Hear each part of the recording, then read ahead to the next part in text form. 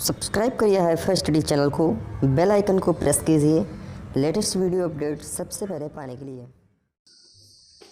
Hello friends, good morning. Welcome to back my YouTube channel hifi study changing the way of education. दोस्तों, इससे पहले वाले video में मैंने थर्ड टॉपिक आपका क्लियर किया था सिंधु सभ्यता से। यानी इससे पहले वाले वीडियो में साथियों मैंने देखा था सिंधु सभ्यता से जितने भी इम्पोर्टेंट क्वेश्चन बनते थे सारे उस वीडियो में मैंने देखा था। अगर आपने नहीं देखा है तो जल्दी से जाके देखिए। सिंधु सभ्यता के आपके जितने भी क्वेश्चन बनते हैं वो सारे के सारे उस वीडियो में बताए गए हैं। ओके, उसके बाद हमारा यहाँ पर आता है वैदिक सभ्यता। सभी साथी ध्यान देंगे, वैदिक सभ्यता से रिलेट करते हुए जितने भी आज क्वेश्चन बनेंगे वो सारे में इस वीडियो में कवर करेंगे। ठीक है, सारे के सारे इस वीडियो में हम लोग कवर करेंगे वैदिक सभ्यता से संबंधित जितने भी आपके प्रश्न बनते हैं। ओके, चलिए यहाँ पर देखते हैं। सबसे पहले हम अपना क्वेश्चन देखते हैं वैदिक सभ्यता। ठीक है, वैदिक सभ्यता जो कि 4th नंबर आपका पॉइंट होता है इतिहास में, और जो इससे पहले सिंधु सभ्यता बताया था वो 3rd नंबर का टॉपिक था। देन यहाँ पर हमारा 4th टॉपिक आता है वैदिक सभ्यता का। तो वैदिक काल का विभाजन 2 भागों में किया गया, जैसा कि आपको पता भी, ऋग वैदिक काल और उत्तर वैदिक काल। इस वैदिक काल में आपको 2 काल और पढ़ने होते हैं, ऋग वैदिक काल और उत्तर वैदिक काल। यानी इसी का निचोड़ कैसे कह लीजिए या फिर इसी का एक टुकड़ा कह लीजिए, इसको 2 भागों में विभाजित कर दिया गया है।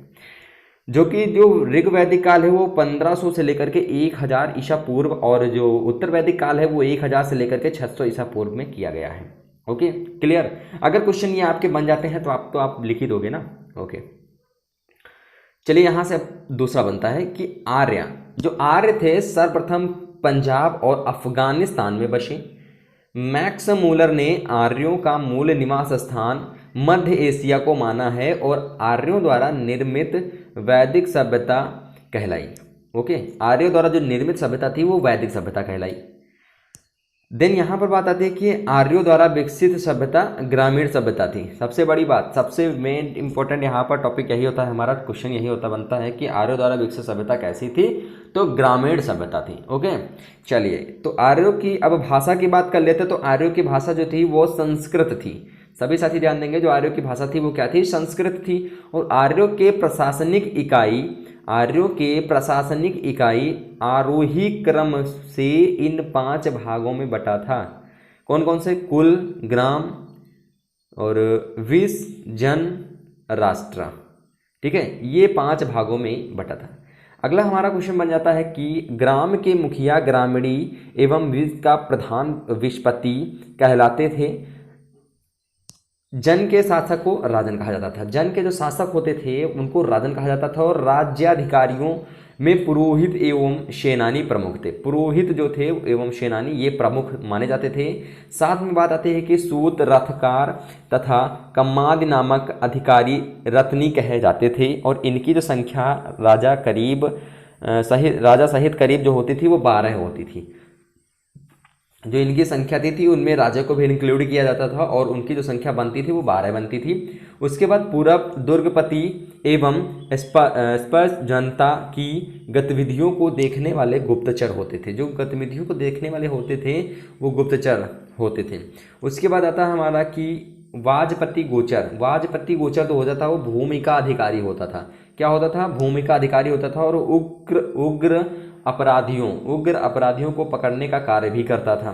ठीक है, उग्र अपराधियों को पकड़ने का कार्य भी करता था। सभा एवं समिति राजा को सलाह देने वाली संस्था थी। सभा श्रेष्ठ एवं संभ्रांत लोगों की संस्था थी, जबकि समिति सामान्य जनता का प्रतिनिधित्व करती थी। इसके अध्यक्ष को ईशान कहा जाता था। युद्ध में कबीले का नेतृत्व राजा करता था। युद्ध के लिए गविष्ट शब्द का प्रयोग किया गया है, जिसका अर्थ है गायों की खोज।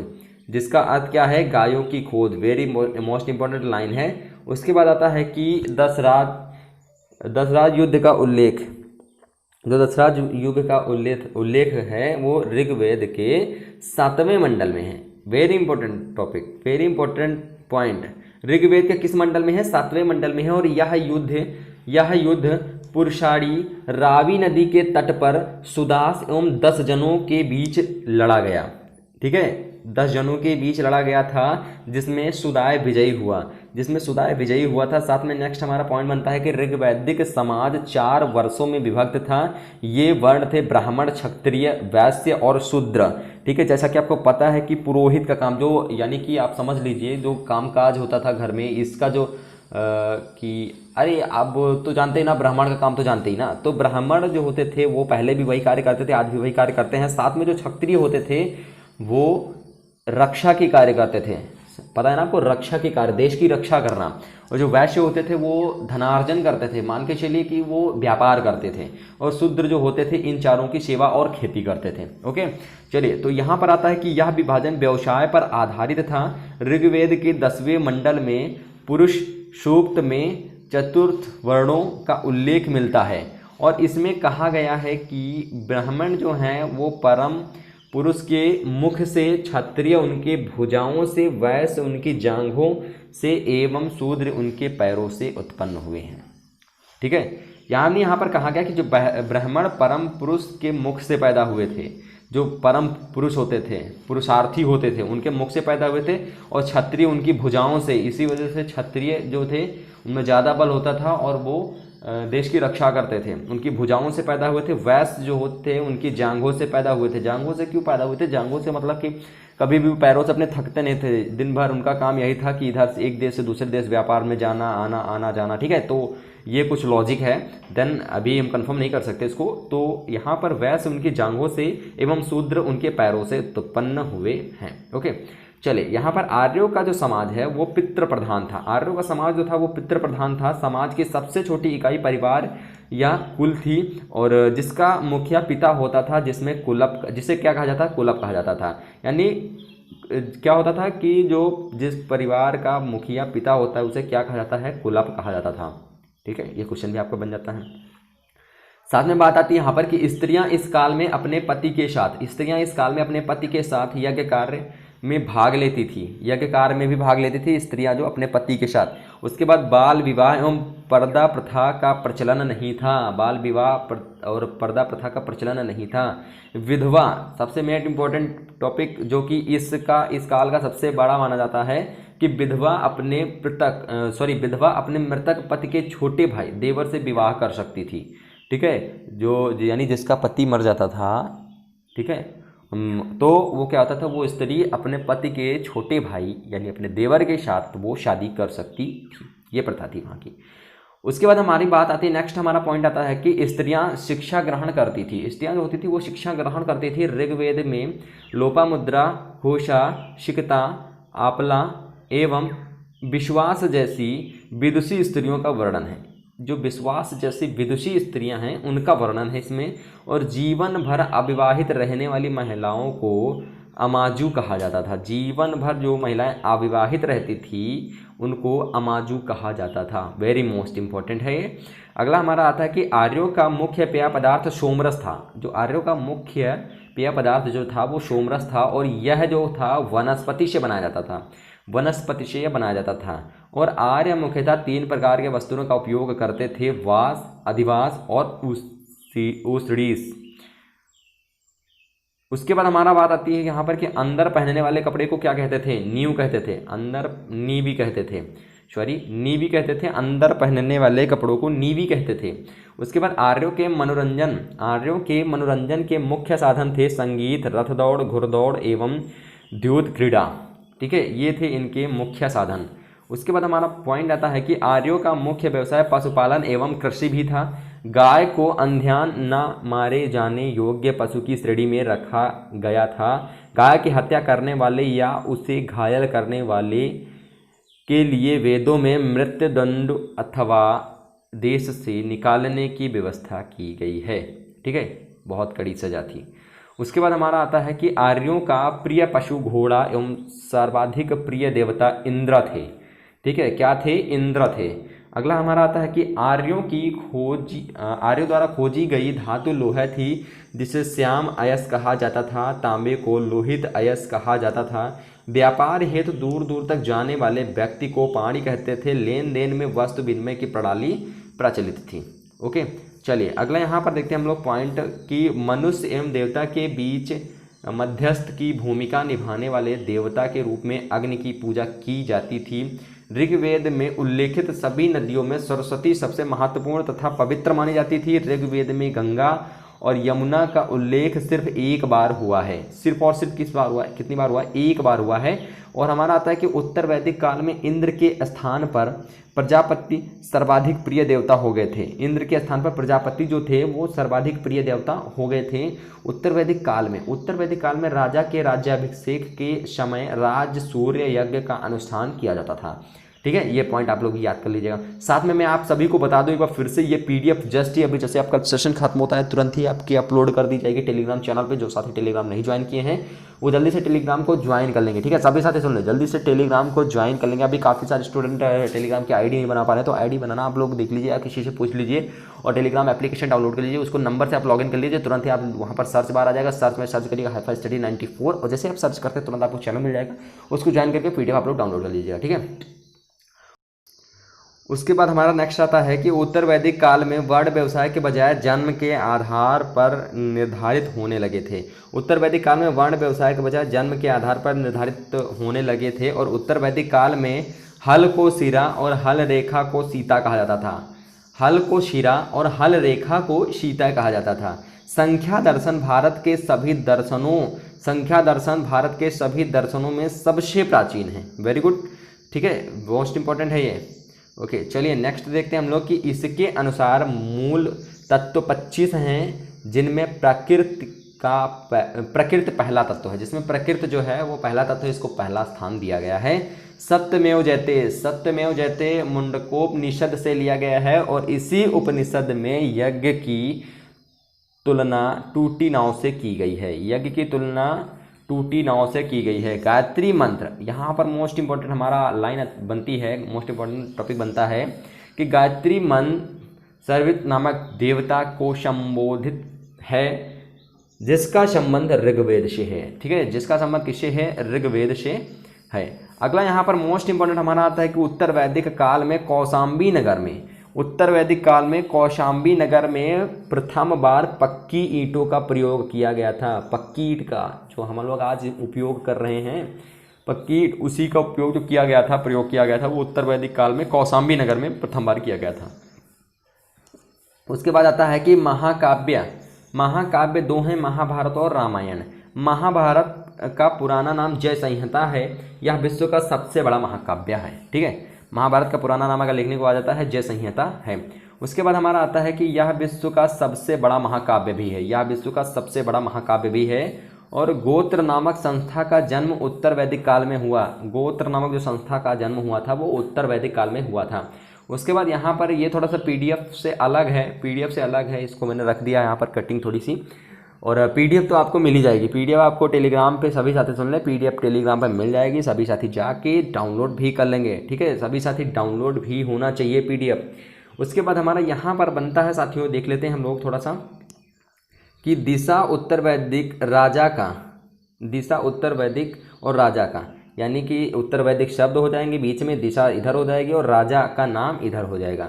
उसके बाद दिशा होती है पूर्व, पश्चिम, उत्तर, मध्य और दक्षिण, ये हो जाती हैं। तो पूर्व में उत्तर वैदिक शब्द क्या है? प्राची है, और राजा का नाम क्या है? सम्राट। और पश्चिम में प्राचीति है और स्वराष्ट्र हो जाएगा। उत्तर में उदीची है और विराट हो जाएगा। मध्य में शब्द कोई नहीं है और राजा का नाम राजा हो जाता था। दक्षिण में भोज हो जाता था। ठीक है, उसके बाद उपनिषदों की कुल संख्या कितनी थी? 108 थी, और महापुराणों की संख्या 18 थी, और वेदांग की संख्या कितनी थी? 6 थी। ठीक है, वेदांग तो कई बार मैंने आपको बताया है, कई बार मैं आपको बता चुका हूँ कि 6 संख्या होती है, क्योंकि बहुत ज़्यादा ये पूछा भी जाता है। चलिए नेक्स्ट यहाँ पर हम लोग देखते हैं कि ऋग्वैदिक कालीन नदियाँ क्या थी, यानी प्राचीन नामक और आधुनिक नामक क्या है।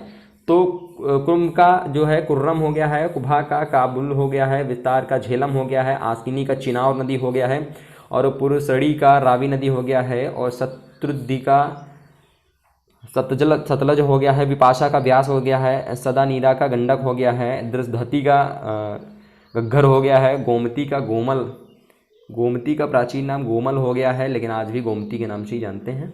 उसके बाद सुवस्तु का श्वात हो गया है। नेक्स्ट हमारा यहाँ पर आता है कि प्रमुख दर्शन एवं उसके प्रवर्तक।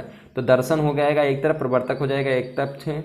ठीक है। चारवाक का क्या हो जाएगा, चारवाक ही वही हो जाता है, योग का पतंजलि हो जाता है, ठीक है। योग का क्या हो जाता है, पतंजलि हो जाता है। संख्या का कपिल हो जाता है, न्याय का गौतम हो जाता है, पूर्व मीमांसा हो जाता है, मीमांसा का हो जाता है जैमिनी, और उत्तर मीमांसा का हो जाता है बादरायण, बादरायण हो जाएगा। और वैशेषिक का क्या हो जाता है, कराल या उलोक, ठीक है। तो ये थे आप सभी के वेरी मोस्ट इंपॉर्टेंट। लास्ट हमारा बचता है कि वैदिक कालीन देवता, मोस्ट इंपॉर्टेंट है, सभी साथी सुन लें। वैदिक कालीन देवता, एक तरफ देवता हो जाएगा और एक तरफ हो जाएगा संबंध इनका किससे है, ठीक है। तो एक तरफ हो जाएगा हमारा देवता इंद्र, इंद्र का संबंध किससे है, युद्ध का नेता एवं वर्षा का देवता माना जाता है इसको संबंधित। अग्नि का क्या हो जाएगा, देवता एवं मनुष्य के बीच मध्यस्थ, जैसा कि अभी ऊपर में भी एक लाइन मैंने आपको बताई थी, अगर आपको याद होगा, अगर आपने वीडियो को अच्छे से देखा होगा, मन से देखा होगा तब, ठीक है। वरुण क्या हो जाएगा, पृथ्वी एवं सूर्य के निर्माता थे, समुद्र का देवता, विश्व के नियामक एवं शासक, सत्य का प्रतीक, ऋतु परिवर्तन एवं दिन रात का कर्ता, वरुण, ओके। उसके बाद देव क्या होता था, आकाश का देवता, सबसे प्राचीन माना जाता है। सोम वनस्पति का देवता, जैसा कि बताया था, सोम रस जो था पीते थे जो लोग, ये लोग, इनका जो पेय पदार्थ था, प्रिय पेय पदार्थ था सोम रस, ठीक है। तो सोम यहाँ से लिया गया, वनस्पति जो कि वनस्पतियों से बनाई जाती थी सोम रस। सोम रस किससे बनाया जाता था, अभी ऊपर बने आपको बताया था, वनस्पतियों से, ठीक है। तो वनस्पति देवता यहाँ पर हो जाएगा। उषा का हो जाएगा प्रगति एवं उत्थान देवता से, और उसके बाद अश्विन का हो जाएगा विपत्तियों को हरने वाले देवता, और पूषण का हो जाएगा पशुओं का देवता, ठीक है। क्या हो जाएगा, पूषण का क्या हो जाएगा, पशुओं का देवता हो जाएगा। विष्णु का हो जाएगा विश्व के संरक्षक एवं पालनकर्ता, विष्णु हो जाएंगे, ठीक है। विश्व के संरक्षक एवं पालनकर्ता क्यों कहा गया था, क्योंकि विष्णु ही थे जो राम का अवतार लेकर के पृथ्वी पर विश्व के संरक्षक और पालनकर्ता के रूप में अवतरित हुए थे। साथ में विष्णु ही थे, विष्णु भगवान ही थे जो कि कृष्ण के रूप में अवतरित हुए थे, ठीक है, विश्व की रक्षा के लिए, ओके। तो इस वजह से इनको विश्व के संरक्षक एवं पालनकर्ता कहा जाता है। मारुति, मारुति आंधी तूफान का देवता, मारुत क्या हो जाएगा, आंधी तूफान का देवता, ठीक है, मारुत। तो आपको पता होगा मारुति किसे कहते हैं, हनुमान जी को कहते थे, ठीक है। मारुति किसको कहते थे, हनुमान जी को कहते थे, ठीक है। तो ये थे आप सभी के दोस्तों मोस्ट इंपॉर्टेंट क्वेश्चन। पीडीएफ आपको टेलीग्राम पे प्रोवाइड कर दी गई है, जाके सभी साथी डाउनलोड कर सकते हैं, ठीक है। अगर नहीं हुई है तो अभी 2-3 मिनट या 10 मिनट के अंदर अंदर आपको पीडीएफ प्रोवाइड हो जाएगी, ठीक है। बहुत छोटी पीडीएफ रहती है, उसकी जो साइज होती है बहुत छोटा ही रहता है, इसी वजह से आपके डाउनलोड करने में कोई प्रॉब्लम नहीं होगी। तो आज के लिए इतना, मिलते हैं फिर नेक्स्ट वीडियो के साथ, तब तक थैंक यू। जय हिंद, जय भारत। और आपको पता होना चाहिए कल से आपके क्लासेस स्टार्ट हो रही है, सेकंड सेमेस्टर जो नया शेड्यूल है सेकंड, ठीक है। अभी एक स्टूडेंट कमेंट कर रहा था, कल की वीडियो में, ललित सर वाली वीडियो में कमेंट कर रहा था, जब मैंने सेंड किया था वहाँ पर एक स्टूडेंट ने कमेंट किया था कि सर मुझे टाइम टेबल नहीं पता, तो मैंने 25 वाला टाइम टेबल उसको सेंड किया था। तो कुछ एक स्टूडेंट ने कमेंट कर रहा था, ठीक है, रमेश करके कुछ था, वो कह रहा था कि सर आपका तो रोज़ आता है, सर आपका तो रोज़ टाइम टेबल ही आता है, यानी बोल रहा था कि वीक में 7 बार आपका टाइम टेबल ही आता है। अब आप लोग बताइए इसमें क्या हम कह सकते हैं, मतलब उनको दिखाई पड़ रहा क्या, कैसे कैसे लोग पड़े हुए हैं कि 7 बार टाइम टेबल आ रहा है मेरा। आप लोग बताइए 7 बार टाइम टेबल आ रहा है, मतलब इतना कुछ बोले, मतलब क्या करने आते हैं, मेरे को यही समझ नहीं आता क्या करने आते हैं, पता नहीं क्या पढ़ते हैं, क्या लिखते हैं, क्या पढ़ें, बस बीटीसी कर लें सरकारी टीचर हो जाएंगे। दिमाग नहीं है, सरकारी टीचर हो जाएंगे, इसी तरीके हो जाएंगे। फालतू में बीटीसी के सीट लेकर के बैठे हैं, कोई मतलब नहीं है, एक सीट फालतू में बेकार किए हैं, ठीक है। तो इस तरह के लोगों को पढ़ने की जरूरत नहीं है, तो मत आया करें, बिल्कुल भी मत आया करें। उनको ऐसा लग रहा है कि हम बस टाइम टेबल पे टाइम टेबल दे रहे हैं, ये उनको लग रहा है। कितने टाइम से ये टाइम टेबल चल रहा है, जो आपका ये 11:30, 1:30 और आपका 6:30 बजे वाला, कितने दिन से ये टाइम टेबल चल रहा है। अब उनको लग रहा है कि रोज़ हम टाइम टेबल ही चेंज करें, मत आइए यार, ऐसे लोगों को बिल्कुल भी मत आइए यार। ज़िंदगी में कभी सक्सेस नहीं होंगे फालतू में सीट लेकर के बैठो, जब इतना तुमको नहीं पता है यार, जब इतना नहीं पता तो फालतू में सीट लेकर के बैठो, बिल्कुल यार, बिल्कुल, ठीक है। तो दोस्तों आज के लिए इतना थे, मिलते हैं फिर नेक्स्ट वीडियो के साथ।